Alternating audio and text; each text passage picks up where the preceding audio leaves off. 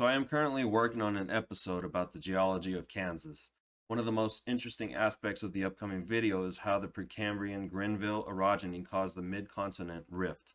Even though the Grenville Orogeny uplifted the ancestral Appalachian Mountains to the far east, it might be a little confusing on how this affected the state of Kansas and caused a huge rift in the crust.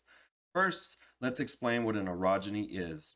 An orogeny is a mountain-building episode with intense compressional structural characteristics typically due to two continents colliding. Specifically, the Grenville Orogeny occurred when the supercontinent Rodinia, the first supercontinent in Earth's history, was in the formation phase 1.2 billion years to 980 million years ago. The orogeny occurred due to the collision between Laurentia and Baltica. The orogeny affected the southern and eastern margins of Laurentia, which contained the ancestral North American Craton. Remnants of this orogeny can be found all throughout Mexico up to Labrador and into Scotland.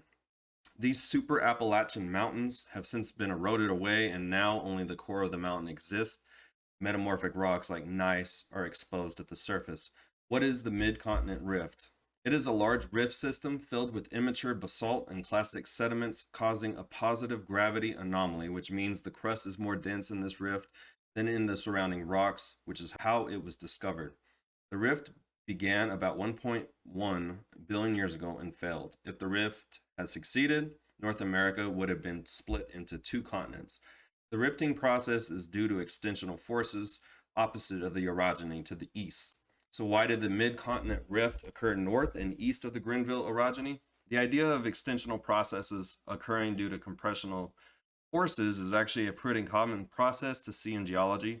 Simply put, orogenies cause crust to shorten horizontally and thicken vertically as the crust is compressed and pushed up. This process will obviously have an impact on crust further away from the orogeny, as crust has to come from somewhere to supplement the change in crust thickness at orogeny locations.